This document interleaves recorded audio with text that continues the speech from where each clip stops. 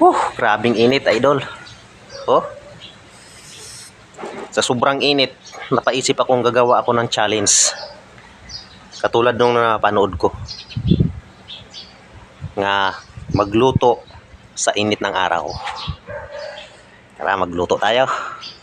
Tingnan natin kung totoo ba talaga nga nakakaluto talaga ng ulam. Grabing init talaga.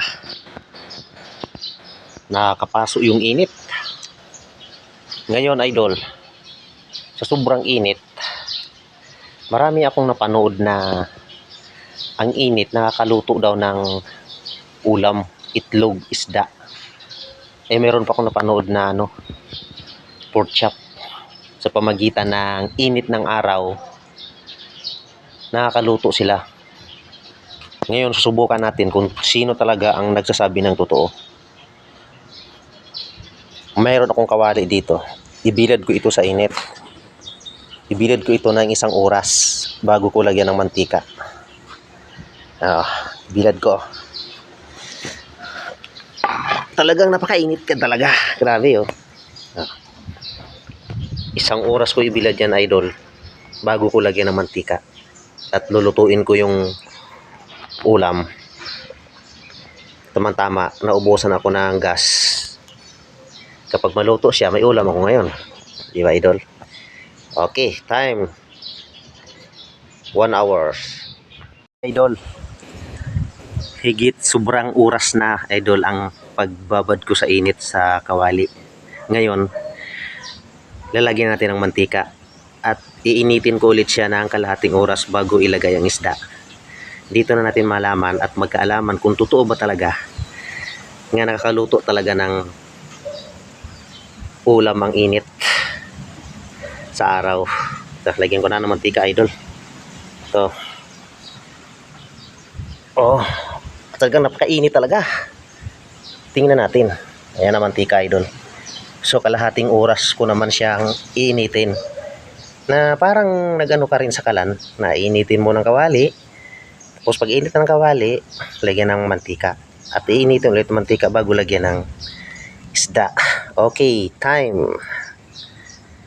Napakainit talaga, idol. Okay, idol. So hindi na kalahating oras ang pagpainit ko sa mantika. Mga higit 2 kalahating oras na. Kasi kanina tiningnan ko, hindi talaga kumukulo eh. Na katulad ng pag sakalan ka magluluto. Pero wala na. Parang hindi na yata. Susubukan ko pa rin, idol. Ito. Subukan pa rin natin na ilagay itong isda.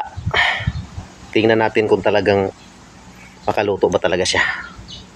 Walang halong kasinungalingan to, idol. Totoo lang talaga. Ngayon, ilagay natin yung isda dito sa mantika. Ayan.